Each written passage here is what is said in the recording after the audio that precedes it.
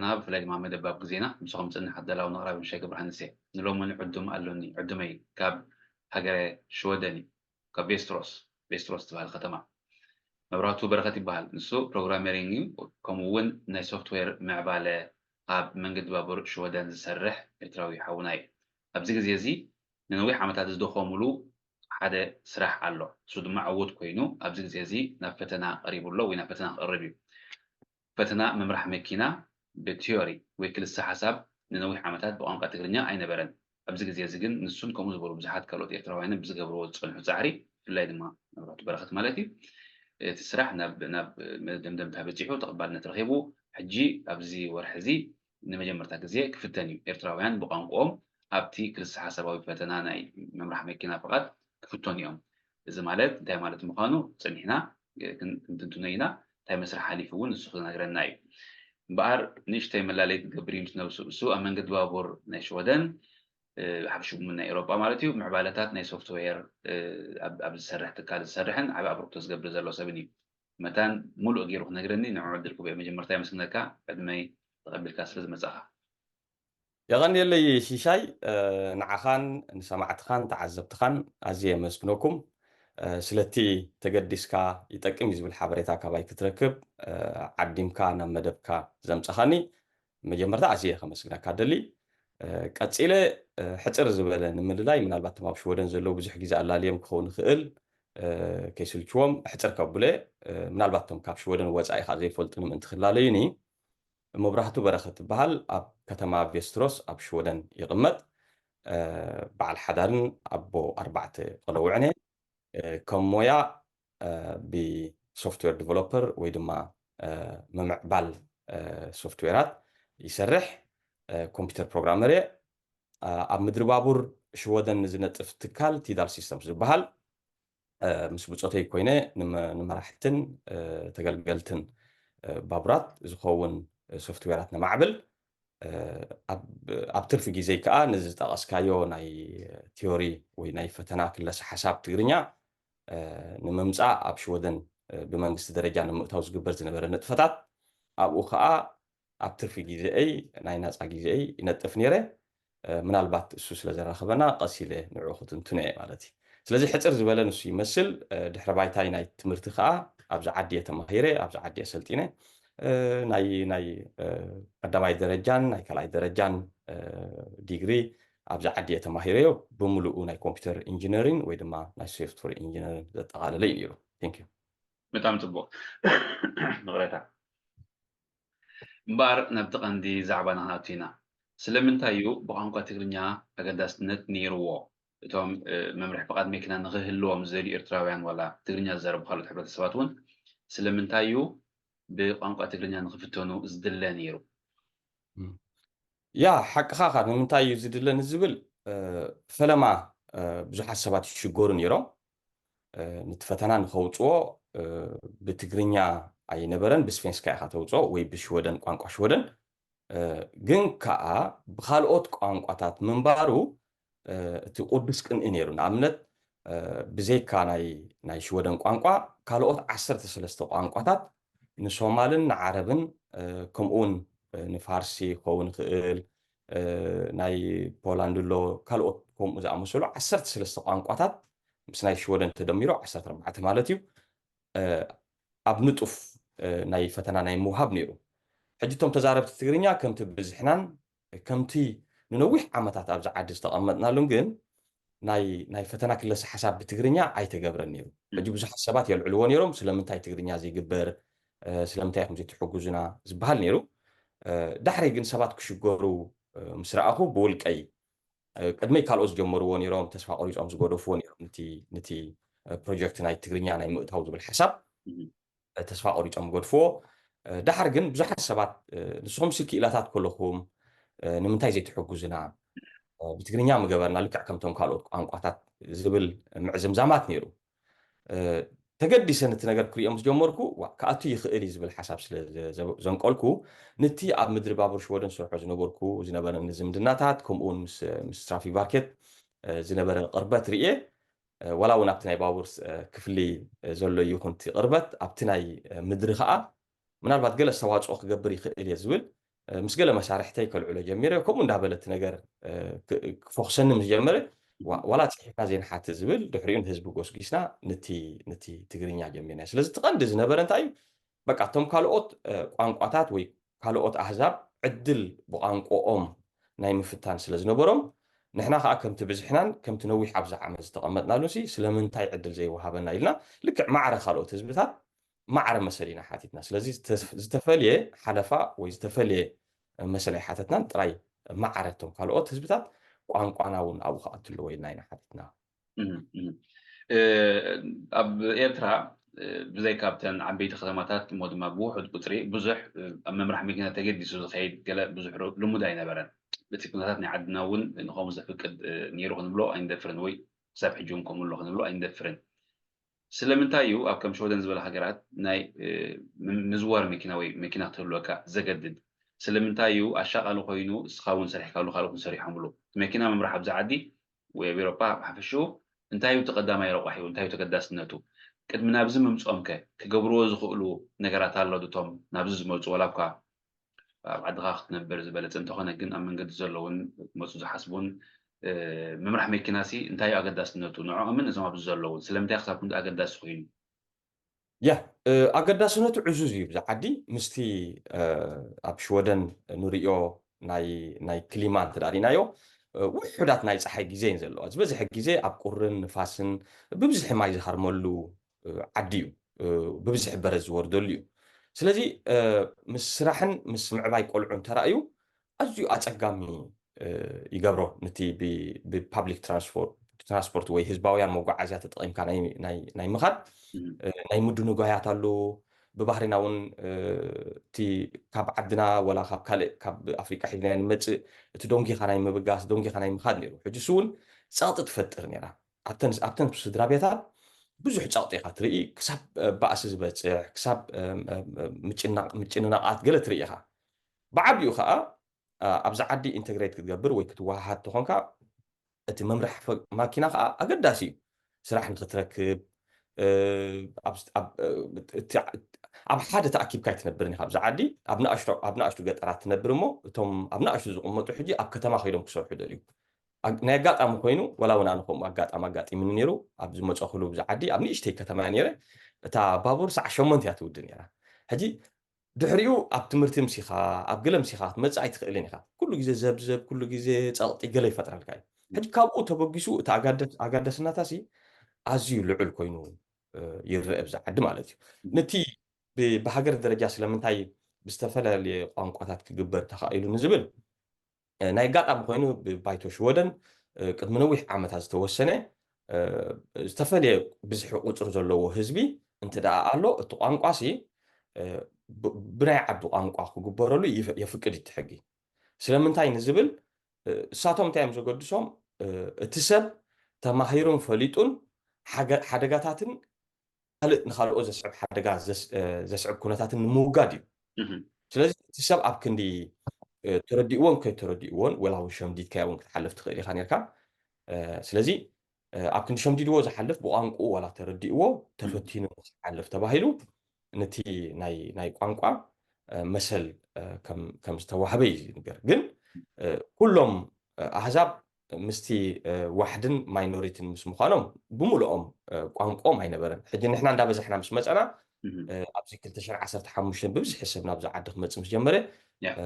ደኣ ኣስተውዒልና ብብዝሒ ሓደጋታት ከዝዕብ ምስ ጀመረ ስለምንታይ ነዚኣ እውን ዘይነእትዋ ኢልና ነታ ናይ ትግርኛ ክመሃሩን ክፈልጡን ኣለዎም ኣሕዋትና ኢልና እንታ ናይ ትግርኛ በጊስና እያ ማለት እዩ ኣብዚ ግዜ እዚ ዝሓለፈ ቁሩብ ኣዋርሕ ቋንቋ ትግርኛ ሽወደን ኣብ ሽወደን ብቋንቋ ትግርኛ ዝፍኖ ናይ ማዕከን ዜና ነይሩ እሱ ከዓ ብሰንኪ ቁጠባዊ ኩነታት ዝብል ምክንያት ከም ዝዕፆ ተገይሩ ካልኦት ተንተንቲ ብዛዕባኡ ክዛረቡ ከለዉ ግን ኮኔልካ ዝተገብረ እዩ እዚ ሕጂ ዘሎ መንግስቲ ነቶም ካልኦት ካብ ካልኦት ሃገራት ዝመፁ ስደተኛታት ብፍላይ ድማ ኣፍሪቃውያን ክግልሎምን ናብ ሽወደን ንኸይኣትዉ ኩሉ ዝከኣሎ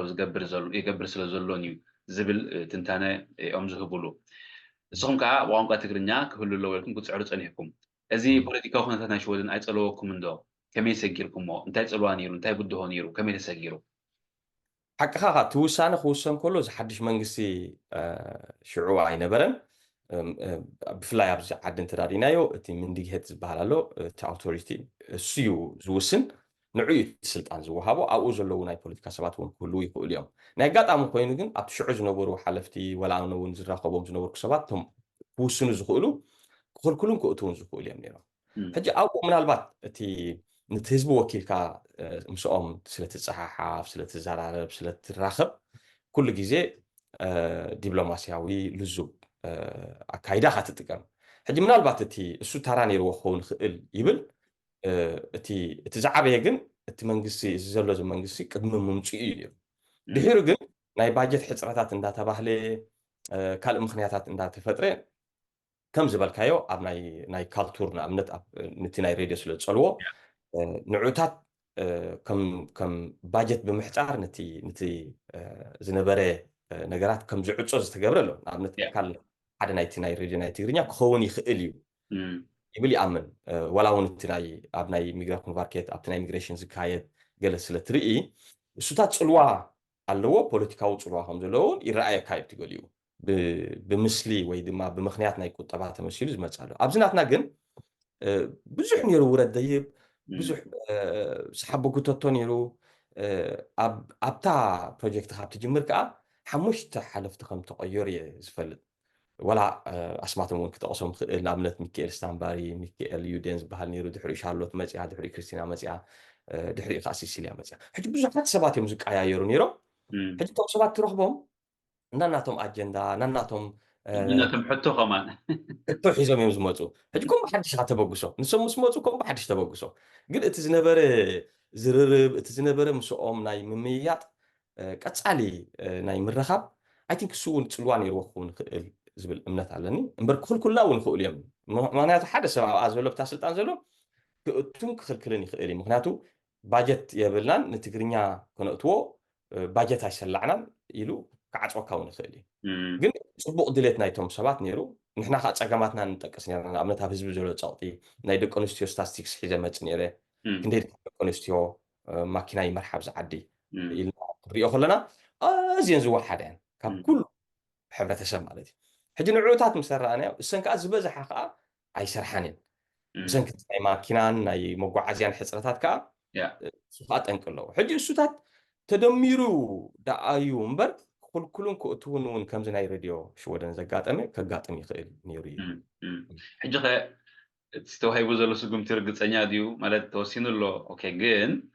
ዝቕፅል ድዩ ኣብ መንጎ ፖለቲካዊ ምትእትታው ተገይሩ ክቆረፅ ከይቆረፅ ኣየስግእን ዶ ኣይስግን እዩ ምክንያቱ ሕጂ እንታይ እያ ማዕረተን ካልኦት ቋንቋታት ስለ ዝኣተወ እንተ ደኣ ክፀልዎ ኮይኑ ንኩለን ተን ቋንቋታት እዮም ከኣሊዎን ዘለዎን ሕጂ እዚኣ ምብፅሕና ሓደ ዓወት እዩ 15 ቋንቋታት ኣለዋ ካብኣተን ንትግርኛ ጥራይ ፈሊኻ ናይ ምህራም ኣይክህሉን እዩ ዝብል እምነት እዩ ዘለኒ 99% ከምኡ ክጋጥም ኣይክእልን ምናልባት ግን ንብሙሉአን ተን ቋንቋታት ምክንያታት ፈጢርካ ብሽወደን ጥራይ ክኸውን ኣለዎ ኢልካ ንኩለን ክዕፀዋ ይኽእላ እየን ግን እቲ ኣብ ትራፊክ ማርኬት ዘሎ እንትዳዲናዮ ምናልባት ብናይ ስራሕ እንተዘይኮይኑ እቲ ባጀት ድሮ ሰሊዖምሉ ነቲ ቋንቋ ተሰሪሑ ወፃኢታት ተገይሩሉ ኣብ ስራሕ ኣብ ትግባረ ስለ ዝመፀ ደው ኣቢልካ ናይ ምክልካል ዘሎ ፕሮባቢሊቲ ወይ ግምታት ውሕድ ኮይኑ ይስማዓኒ ከም ዝመስለኒ ትማሊ ዕለት 14 እዩ ተግባራዊ ኮይኑ ክጅምር ዝተባሃለ መስለኒ ልክዕ ትማሊ ዕለት 14 ወርሒ 5 2024 ብወግዒ ጀሚሮሞ ድሮ ተፈተንቲ ቆፀራ ክሕዙ ጀሚሮም ከምተን ካልኦት ቋንቋታት ከዓ ፈተና ክወስዱ ክጅምር እዮም ፅቡቅ እዚ መደብና ቁሩብ መዓልትታት ደንጊ ስለ ዝፍኖ ንምዝኽኻር ኢለ ናብቲ ፅፈት ናይቲ ቋንቋ ቅድሚ ምኻድና ካብ ኤርትራውያን ወይ ካብ ተጠቀምቲ ተዛረብቲ ትግርኛ ንዓኻ ዝነበረካ ደገፍ ሓገዝ ከመይ ነይሩ እቲ ብዙሕ ሰብ ተገልጋላይ እንዳሃለዎ ክነሶ ወይ ደላያ እንዳሃለዎ ክነሶ ክነሱ ግን ገለ ግዜ ከም ዝግባእ ኣበርክቶ ኣይገብርን እቶም ውሕዳት ሰባት ኢኹም ወይ ውሕዳት ሰባት እዮም ዝያዳ ኣበርክቶ ዝገብሩ ዝያዳ ሓይሊ ዘጥፍኡ ኣብኡ እሞ ስኻ ከመይ ነይሩ ናትካ ተመክሮ ህዝቢ ከመይ ሕግዘካ ነይሩ ከመይ ሕግዘኩም ነይሩ ዋላስ ውሕዳት ኤርትራውያን ከነይሮም ዶ ምሳኻ ከመይ ነይሩ ናትኩም መስርሕ ብዓይነቲ ስኻ ተገልግሎ ዘለኻ ዮ ገርመካ እዩ ልዕሊ ዓቕመ እዩ ኸማን እቲ ካብ ህዝቢ ዝመፅእ ዝነበረ ናእዳን ፅቡቕ ምንዮትን ንገሊኡ እውን ክትምልሰሉ ኸማን ግዜ ትረክብን ኢኻ ምክንያቱ ካብታ ትጅመራ ትሒዛ ብፍላይ ከይቋረፁ ቀፃሊ ዝድውሉ እንታይ ክንገብር እንታይ ክንሕግዝ ዝብል ኣሎ ምናልባት እቲ ፀገም ኣብቶም 99% ወይ ብዙሕ ህዝቢ ዘይኮነስ ኣብቶም ውሑዳት ክኸውን ይኽእል እዩ ሕጂ እቲ ውሑድ ፀገማት ኣሎ ሓቢርካ ናይ ምስራሕ ተመላሊእካ ናይ ምኻድ ኣብኡ ሽግራት ኣሎ ምናልባት እቲ ካብ ታእሽሙ ዝመፀ ክኸውን ይኽእል እዩ ፍርሒ ኣሎ ስም ናይ ምድላይ ኣሎ ገሊኡ እስኻ ወላ እውን ገሊኡ ከተእትዎ ከኣቱ እንዳደለዮ ከሎ ግን መን የእትዎ ኣሎ ከዓ ዘቆድሶ ኣሎ ኣነ ከም መብራህቱ ግን መን የእትዎ ኣሎ የገድሰኒ ነበረን ፀገም ናይ ህዝበይ ዝፈትሕ እንተ ደኣ ኮይኑ ዘምፆ እዮም ምስኣየ እየ ዝብል ነይረ ብተናፀል ሕጂ ምስ ገለገለ ሰባት ዝሰርሕ ነይረ እቲ ዝበዝሐ ግን ብውልቀይ ኣነይን ስድራይን በዚ ኣጋጣሚ ንበዓልቲ ቤተይ ባራ ፍስሃይ ከመስግና ደሊ ንኩሉ ተፃዊራ ዝኩሉ ቴሌፎናት ዝኩሉ ጋሕመጥመጥ ማለት እዩ መስዋእቲ ከፊልና ናይ ግዜ ክኸውን ይኽእል ናይ ፋይናንስ ክኸውን ይኽእል ዋላ እውን ምስ ናይ ኣድቮካት ማለት ናይ ሎየርስ ራኸብ ነይረ ካልኦት እውን ተሓትት ኣማኸርትን ገለመለን ብውልቀይ ዝገብሮ ነይሩ እንተዘይኮይኑ ብእኩብ ዝተሰርሐ የለን እቲ ህዝቢ ግን መግለፂ የብለይ ናብቲ ልዕሊ ህዝቢ ማለት ክሳብ ክንድኡ ኸማን ድሌት ነይርዎ ክሳብ ክንድኡ ኸማን ይፅበያ ከም ዝነበረ ኣይስወጠንን ነይሩ ድሒሩ እዩ ክርዳእኒ ጀሚሩ እቲ ህዝቢ ክሳብ ከምኡ ደው ኢሉ ክሓተካ ክሕግዘካ ይደሊ ክሳብ ገሊኦም ከይነገሩካ ስዊሽ ንብሎ እዚ ገንዘብ ክሰዱልካ ደልዩ ይሰዱልካ እዮም እዚኣ ሓገዝ ትኾነካ ገለ ብሉካ እዮም እቲ መርኣያ ናቶም ናይ መርኣያ ናይ ድጋፍ ክገልፁልካ ይደልዮም ብፋይናንሻል ምናልባት ይሕግዞ ኢሎም ስለ ዝኣምኑ ከምኡ ክገብሩ ይደልዩ እቲ ዓቕሚ የብልናን ግን እንታይ ክንሕግዘካ ኢሉ ከዓ ይሓትት እታ ምሕታቱ ከዓ ኣዝያ ትሕጉሰካ ኒሕ ትገብር ንሓት ግዜ ዝወሰዶ ልክዕ 3 ዓመትን ገለን ይወሲዱ እዚ ጉዳይ ካብ 4 ዓመት ኮይኑ ኣሎ ግን ንዚ ኩሉ ዓመታት ተፃዊርካ ንክትከይድ ዝገብረካ እቲ ብድሕሪት ዝነበረ ህዝቢ ንሱ እዩ ተጠቃማ ኢልካ ስለተሓስብ ንዕኡ እንዳረኣኻ ኢኻ ትሰርሕ እምበር ኣብቶም ውሑዳት እንተርኢኻ ምናልባት ፀኒሕና ክንመፅእ ንኽእል ኣብቲ ዝነበረ ፀገማት ክንገልፆ ንኽእል ኢና ቻለንጅስ ነይሮም እቶም ብድሆታት ነይሮም ሓደ ካብቲ ብድሆታት ኣዳናገርቲ ሓሳባት ይመፁ ነይሮም ኣዳናገርቲ ስታቲስቲካዊ ፀብፀባት ናብቲ ክፍሊ ትራፊክ ቫርኬት ዝመፀ ነይሩ ከምኡታት ትርኢ ኖ ሕጂ ካብቲ ነቲ ህዝቢ ክሕግዝ ዝኽእል ኣካል ሕብረተሰብ ዝመፅእ ዝነበረ እምበር ታራ ህዝቢ ክፅሑፎ ይክእልኒ ከምኡ ኢሉ ሕጂ ከምኡታት ፀገማት ከም ዝነበረ ይርኢ ግን ኣብቲ ህዝቢ ብሕጂ እውን ብዙሕ ነገር ስራሕሊ ዝመፀካ ምክንያቱ እቲ ዝህበካ ሞራልን እቲ ዝህበካ ድጋፍን ማዕረ ክንደይ ተጠቃሚ ንሰብ ትሕግዝ ከም ዘለካ ይርዳእካ እሞ ባህታ ይፈጥረልካ ማለት እየ ፅቡቅ ንዝኸበሩ ንኽብራት ተኸታተልትና ሓንቲ ለብዋላትኒ መብራህቱ በረኸት ብወገኑ ክገብሮ ዝፀንሐ ፃዕርታት ክገብሮ ዝፀንሐ ንጥፈታት ይነግረና ኣሎ ካልኦት ንሱ ዘይፈልጦ ኣነ እውን ዘይፈልጦ ብካልእ ወገን ኮንኩም ኣበርክቶን ፃዕርን ትገብሩ እንድሕር ነርኩም እሞ ንሕና እውን እዚ ኣበርክቶን እዚ ተመክሮን ተሞኪርና ኢና ክነካፍልካ ተመክሮና ንደሊ ኢና ትብሉ እንተለኹም ትረኸቡኒ ኣነ ፈቃደኛ እየ ኣነ ቅድሚ ሕጂ ቅድሚ 4 ዓመት ስለ ዝገበር ኩሉ ቃለ መጠየቅ ሕጂ ካብ መወዳእትኡ ስለ ዝበፅሐ ቃለ መጠየቅ ዝገብረሉ ዘለኹ ካልኦት ንሱ እውን ዘይፈልጦም ኣነ እውን ዘይፈልጦም እንድሕር ኣለኹም ኮይንኩም እዚ ተመክሮኹም ክተካፍሉ ፍቑድ እዩ ኣነ ድልው እየ ማለት እዩ ሕጂ ናብ ሕቶይ ክኸይደ እቶም ብድሆታት ከመይ ተሰጊሮም መምሃሮ እውን ክኾን ስለ ዝግብኦም እንታይ ነይሮም እቶም ብድሆታት ናይ ቅንዕና ድዮም ናይ ቅንዕ ድዮም ናይ ሓሳዳ ድዮም ዋላስ ናይ ስምርካብ ከም ዝበልካዮ ድዩ ዋላ ክርከብ ዝግብኦ ክረኽቦ ዝደልዩ ጥቕሚ ስለ ዝነበሮ ድዩ ወይ ከዓ መምሃራን ስለ ዝኾኑ እሞ እንድሕር ደኣኒ እዚ ብቋንቋ ትግርኛ መፂኡ ሲ ዝመሃረልና ሰብኣይ ንረክብን ዝብል እዩ ምክንያቱ ብዙሕ ባህሪ ብዙሕ ተግባራት ስለ ንርኢ ዘለና ያ ኣይመስለንን እቲ ስግኣታት ናይ ጥቕሚ ገለ ኣይመስለንን ምክንያቱ ካብዛ ጉዳይ ዝጥቀም ሰብ ኣይነበረን በጀካ ህዝቢ ዝጥቀም ግን እቲ ዝዓበየ ስግኣታት ዝብሎ እቲ ናይ ስም ናይ ምርካብ እቲ መንገርዎ ዘገድሶም ሰባት ክህልው ይኽእሉ ሓደ ብኡሎ ካልእ ብወገን እቶም ተርጎምቲ ዝነበረ ኣሽሓት ተርጎምቲ እዮም ኣብዛ ዓዲ እሳቶም እንተ ደኣ እቲ ስራሕ ኣብ ኮምፒተር ኣትዩ ልክዕ ከምተን ካልኦት ቋንቋታት እቲ ተፈታኒ ባዕሉ ቆፀራ ሒዙ ባዕሉ ኮይዱ ኮምፒተር ዝፍተን እንተ ደኣ ኮይኑ እቲ ተርጎማይ ኣየድልዮን እዩ ሕጂ ብዙሓት ተርጎምቲ ናይ ስራሕ ናይ ምስኣን ኣሎ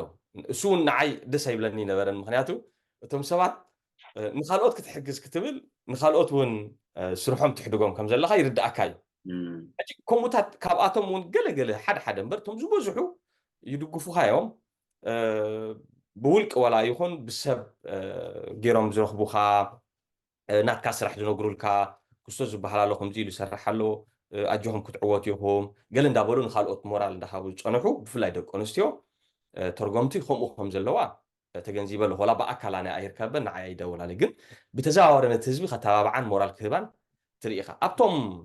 ተርጎምቲ ኣወዳት ምናልባት ገለገለ እንተዘይኮይኑ እቲ ዝበዝሐ ብሰናይ ነገር እዩ ተቐቢልዎ ነቲ ነገር እቶም ዝበዝሑ ከምኡ ፀገም ዝፈጥረሎም ግን እቶም ብደገ ኮይኖም ዝዕዘቡ ገለገለ መን ጀሚርዎ ዘገድሶ ኣሎ ገለገለ ከዓ ንስኻ ነቲ ፕሮጀክቲ ተኸፊልካ ትሰርሖ ዘለካ ዝመስሎ ሰብ ነይሩ ባዕልኻ ከፊልካ ወፃኢታት ጌርካ ናይ ጠበቃን ናይ ገለን ከፊልካ ናይ ካልእን ከፊልካ ትገብሮ ከም ዘለካ ኣይዕዘቦን እዩ ግን እቲ ህዝቢ ሓንሳብ ክጅምሮ ከለኹ ወላ ዓንተ ወይ ኣይጠቐስኳን እምበር ሓቂ ዘረባ ክጅምሮ ከለኹ እቲ ስራሕ ከምዚ ቀሊል ገይረ ወሲድ እዮ ከምዚ ናይ ኣዋርሒ ዝወስድ ጥራይ ገይረ ወሲድ እዮ ብከምኡ ነቲ ነገር ምስ ጀመርክዎ ድሕሪ ጀሚርካ ናይ ምግዳፍ ኣመልክዓ የብለይን ሕጂ እታ ጀሚርካ ናይ ምግዳፍ ትብል ኣይቅበላን ምስ ተሰዓርነት ስለ ትኸይድ ንዓኣ ወላ ዋጋ ክኸፍለላ ኣለኒ ዝብል እዩ ሕጂ ንምንታይ እሞ እንታይ ጥቕሚ ስለ ዘለካ ክሳብ ክንዱ ዋጋ ትኸፍል ነርካ ዝብል ከዓ ክህሉ ይኽእል እንድዩ እታ ዘይምቕባል እያ ኣብ እምሮኻ ተስፍራ ተሳዒረ የስዒሮምን ኢልካ ናይ ምኻድ እሳ ስለ ዘይደልያ ስለነበርኩ ብዝኾነ መገዲ ክቕበላ እያ ዝብል ነይሩ ዳሕሪ ክንመፅና ፀኒሕና ምናልባት ኣብኡ መንጎ እቶም ትራፊክ ባርኬት ወይ ድማ ካብቶም ዝረኽቡን ዝነበሩ ሓለፍቲ ንስኹም ከም ሕብረተሰብ ሲ ብዙሕ ኣይትፅዕፉን ኢኹም ብዙሕ ማትርያል የብልኩምን ምንም ኣይረኣና እንታይ ና ኢልና ሕጂ ንዓኹም ክነተርጉመልኩም ገለ ዝበለኒ ነይሩ ሕጂ ንዕኡ ንምርኣይ ክንገብር ከም ንኽእል ንምርኣይ ኣብ 2021 እታ መፅሓፍ ፅሒፈን ሕጂ ነታ መፅሓፍ ምስ ፀሓፍኩ ክነግረላ ንዕኦም እውን ዝንሰርሕ ኢና ከምዚ ንገብርና ንመርኣይ ክጥቀመላ ኢለ ሓሲበ ግን እቲ ህዝቢ ፈትይዋ ብብዝሒ ሕቲመ ክሸጣ ስለ ጀመርኩ በቃ ሞ እቲ ናተይ ረብሓሲ ወላ ካልእ ኣይኹን ወላ ሶም ኣይክፈሉኻ ግን ብተዘዋወረ መገዲ ነቲ ማትርያል ስኻ ተፍርዮ ሸጥካ ካብኡ ናይ ምወላ ናይ ምፍጣር ወይ ድማ ስፖንሰር ናይ ምግባር ሜላ ተጠቂመ እየ ዝብለካ ስለዚ ምናልባት ድሒሩ ዳ ይብሎ ኣለኹ እምበር ኣብቲ ቀዲሙ ዝሓለፈ ኢንተርቪው ዝገበረካለይ ዓብ ተራይ ነይርዎ ስለዚ ናይተን ሜድያታት ናትካ ናይ ሽሻይ ገብረሃንስ ብፍላይ ብኣካል ተራኺብና ኢንተርቪው ዝገበርናሉ ሰፊሕ ሸፈነ ረኺቡ ብዙሓት ሰባት ካብ ደገን ካብ ወፃእን ካብ ወፃኢ ሽወደን ክድውሉለይን ክረኽቡንን ከዛርቡንን ከታብዑን ጀሚሮም ስለዚ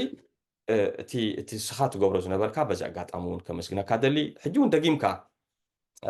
መወዳእታ በፂሑ ኢልካ ከይረሳዕካ ኣብ መጀመርታ ተራኺብና ደጊምና ሕጂ ምረኻብናኻ እሱ እውን ኣበርክቶ ከዓ ነይርዎ ማለት እዩ ስለዚ ድምር ውፅኢት ናይ ኩሉ ህዝቢ እዩ ነቲ ንኣሽቱ ብድሆታት ገዲፍና ድምር ውፅኢት ናይ ኩሉ ህዝቢ እዩ ምናልባት እቶም ብድሆታት ሓደ ክንሪኦም ዘኸይወስዱልና ብሽፉኑ ግን ከምዚ ዓይነት መስል ነይሩ ብላካ እወ ኣብ ብዙሕ ግዜ ኣነ ከም ዝሰምዖ ሓቂ እውን እዩ ኣብ ስራሕ እውን ዝሓሸ ዕድል ኣሎ ንሕር መኪናት ዝውር ኮንካን ብመኪና ብስራሕ ትንቀሳቐስ ትመላለስ ንሕር ኮንካን እውን ዝሓሸ ናይ ስራሕ ዕድላት ኣለካ ኢሎም ይገልፅኦም ብዙሓት እሞ ኣብዚ ኸ ክንምንታይ ተራእዩ ክትፃወት እቲ ብቋንቋኻ ተፈቲንካ ክልተ ሓሳብ ብቋንቋኻ ተፈቲንካ እሞ መምርሒ ፍቓድ ናይ ቢ ሾርኩት ዝበሃል ወይ ከዓ ንኣሽቱ መኪና ማለት እዩ ክህልወካ ክንምንታይ ክሕግዞም እቶም ስራሕ ዝፅገሙ ብሰንኪ ሕፅረት ናይ ትራንስፖርት ክንምንታይ ክሕግዞም ኣብዚ ኸ መምርሒ ትበኒ ያ ብዙሕ ክሕግዞም እዩ ምክንያቱ እንተዳሪእናዮ እቲ ህዝብና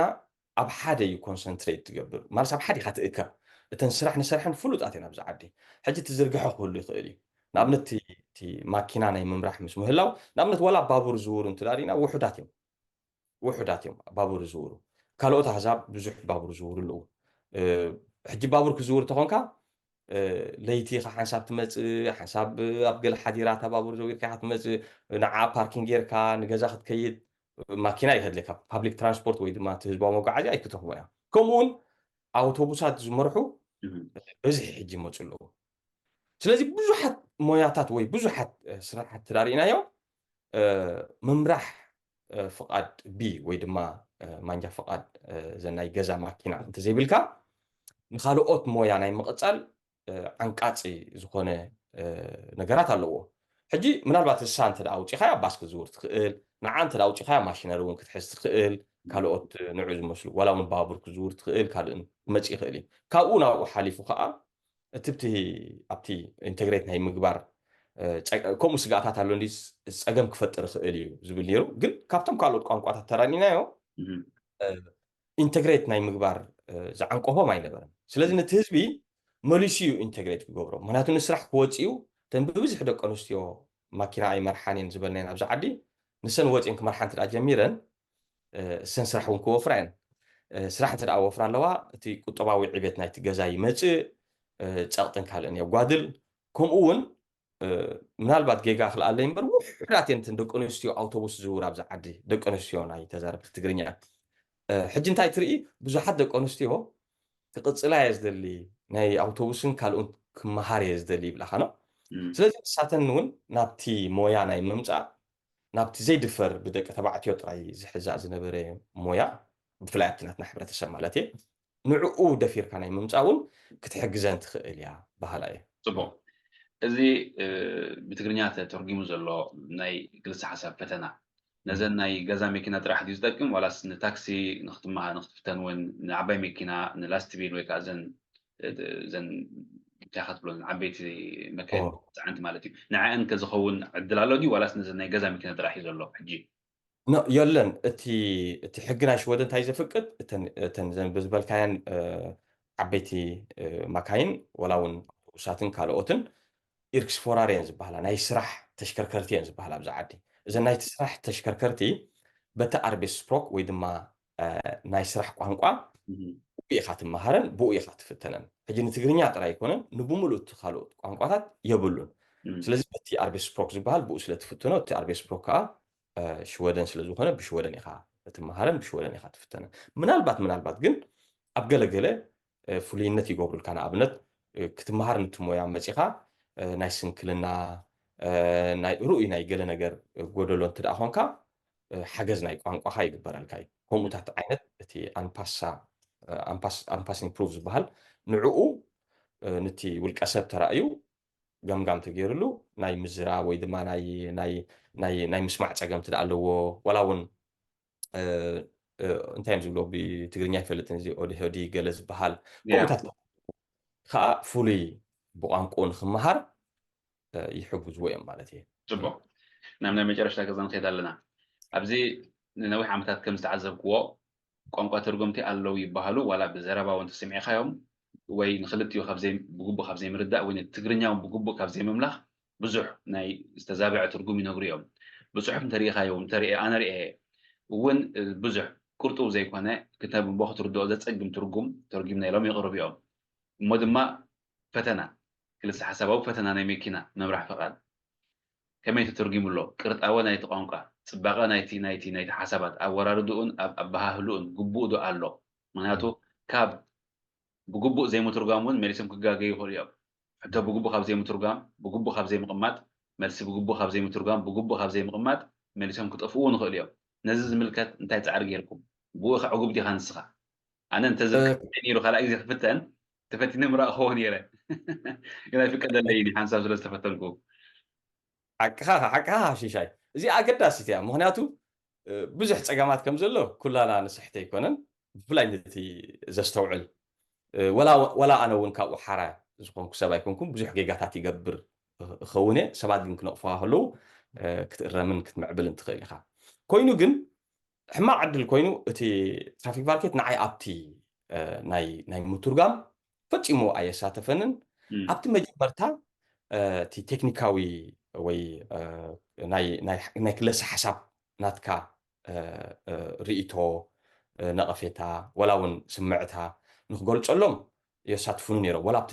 ቴክኒካል ነገር ቋንቋ ግእዝ ዝምልከት ኣብኡ ብዙሕ ንዛረብ ነርና ብዙሕ ንካታዕ ነርና ኣብነታት እናምፃና ንዘራረብ ነርና ድሕሪ እውን ብዙሕ ህዝብን ተጠቀምትን ገለ ክንግምግም ከለና ሓበራዊ ኣናሊስ ምስ ሚካኤል ስታንባሪ ንገብሮ ነርና ኣብነት ክንደይ ተጠቀምቲ ኣለዉ ክንደይ ካብኦቶም ኣብ ገዛ ኮፍ ዝበሉ ኣለዉ ስራሕ ዘይብሎም ንመን እያ ትሕግዝ ዝብል ብደቂቕ ምስኡን ንዘራረበሉ ነርና ኣብቲ ምትርጓም ምስ መፁ ግን نعي أمونغوتي هزبن أمونغوتي كفلن سلازي زنبرة تركبي أم مترجم فتش إمام أي ساتفونن أي حاتتونن ولا أنا وأنت زحتوني حجنا على العالم كجبري لزي هونكوس تي ناتكا أمنتكا كوجدل سلازي خيل أنا أمنت مستي أبت سرح سلنت سلازي الله من بعد سرح كله خسي سريع كان كم زيجر كون كمت سلازي خيل تنقع أمو جبور كيزبن ولو ان البروفيشن دو ايكون المترجم رسو زخاله ناتكا بروفيشن سوفت وير بروجرامينج كوينو المترجم كال بروفيشن دو ايكون كال نعوز من الكتسب دو كمان دو مالس كهلوس خيري لي اذا ام بخمو يو حقها سو او من البات تاش مو جبور كنيره قال ابركتو مو جبور كنيره يقول جن كوينو جن تزبل حصراتات يقبلها الله قد مقاله معلتات ناي ممحدارات شودن ستاتستيكس نيري او بتغرينيا حد ستاتستيكس رخيبه بوست خبرا صحيفه يالو غرمكا من انت نخالوت معرمتا تكون فصيمت او زنبره تغرينيا كرداني قال نبتي بملو جن حنتي وسدا بيله نما محاريت تكون كم عينت تغرينيا سي سميعي يفلطني قليل صحيفه يالو كمان بوست غور كوموتات حصراتات الله ناي متوغم سو خا እቶም ሰባት ናብቲ ሞያ ዝመፁ እቲ ፈለማ እዋን ቋንቋ ናይ ሽወደን ስለ ዝኽኣል እዮም ዝኣቱ ነቲ ትግርኛ ናይ ሽወደን ትግርኛን ቋንቋ ዝፈልዮ ከም ንዓይ ዝርዳእኒ ቋንቋ ትግርኛ ብፅሑፍ ክፅሕፎን ከተንብቦን ክትዛረበሉን ነንበይኑ እዩ ክትፅሕፍ ከለኻ ስርዓት ዝሓለወ ኣፀሓሕፋ ክትፅሕፍ ዘለካ ስርዓት ዝሓለወ ቃላት እቲ ግራመር ገለመለታት ክትጥቀም እዩ ዘለካ ኮይኑ ግን እቶም ሰባት ከምዚ ኸማይ ከም ኩሉ ሰብ ክሳብ 5ይ ክፍሊ ዝተማሃረ ሰብ እዩ ናይ ትግርኛ ማለት እዩ ነቲ ትግርኛ ክሳብ 5ይ ኢኻ ትመሃሮ ብድሕሪኡ ኣብዛ ዓዲ መፂኻ ስፔንስካ ወይ እቲ ቋንቋ ሽወደ ምስ ከኣልካ ምትርጓም ትጅምር ሕጂ ኣብኡ ፀገም ሕፅረታት ትመፅእ እቲ ትግርኛ ብጎኒ ትግርኛ ናይ ምምሃር ትግርኛ ቋንቋ ናይ ምምዕባል ልክዕ ከም ካልኦት ቋንቋታት ንኣብነት ኣድቫንስድ እንግሊሽ ኢልካ ትመሃር ኣብዛ ዓዲ እውን ትሪኦ ኣለካ ቋንቋ ሽወደን ትጅምር እሞ ኣድቫንስድ ቋንቋ ሽወደን ኢልካ ትመሃር ከምኡ የለን ናይ ቋንቋ ናይ ትግርኛ ናይ ምምሃር ገለ ሕፅረታት ስለ ዘሎ እቶም ሰባት ኣይመሃሩን እዮም ቅድሚ ነዊሕ ዓመት ዝጥቀሙሉ ነበሩ ወላ ናይ ኣዘራርባ ናይ ፀሓሕፋ ቃላት ይኹን ገለ ይኹን ንዕኡ ክጥቀሙሉ ይፀንሑ ኣብዴት ኣይገብሩ ስለዚ ምስቲ ዘሎ መንእሰይ ጋግ ይፍጠር ብናተይ ዝገበርኮ መፅናዕቲ እቶም ኣብ መንጎ 35 ክሳብ 55 ዘለዉ ዕድመ ናይ ተዛረብቲ ትግርኛ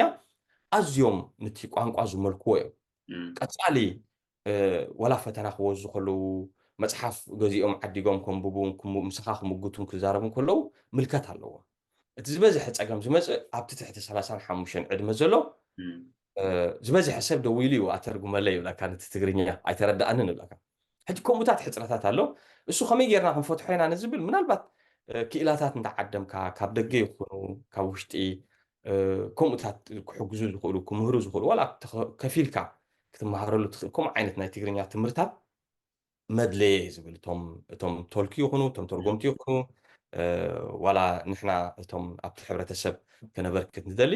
ክንመሃር ንደሊ ኢና ነቲ ትግርኛ ክንመልኩ ግን እቲ ሕፅረታት ኣሎ ርኡዩ ተስፋ ገብር እዚ ናይ ትግርኛ ተተርጊሙ ዘሎ ካብዛ ዓይነት ሕፅረታት ክወፅእ ምናልባት ኣብዚ ዝሓለፈ ዓመታት ከም ተዓዘብክዎ ኣነ ብዓቕመይ ክገብሮ ዝፈተንኩ ገለገለ ቃላት ናይ ምምሃዝ ይፍትን ነይረ ትግርኛ ኣላጊብካ ክልተ ፊደላት ኣላጊብካ ናይ ምምሃዝ ነይሩ ከምኡታት ዝተጠቐምኩሉ ነይሩ ኣብቲ መፅሓፍ ዝፅሕፎ ካልኦት ፅሑፋት የስፍሮ ነይረ ሕጂ እቶም ተልኪ እውን ገለገለ ተልኪ ነቲ ናተይ ከም መወከሲ ይጥቀምሉ ከም ዝነበሩንን ዝተረዳእክውን ኣሎ ኣነ ቁኑዕ ኣለኹ ማለት ኣይኮነን ገለገለ ንኣብነት ናይ ማኪና ኣስማት ብትግርኛ ዘይትረኽበሉ ኣሎ እዚ ሓድሽ ፊደል ምምሃዝ እውን ኣይድልኒ ግን ክልተ ቃላት ጌርካ ዝፀንሐ ቃላት ተጠቂምካ ልክዕ ኣብዚ ናይ ኮምፒተር ሕጂ ከምኡ እየ ዝጥቀም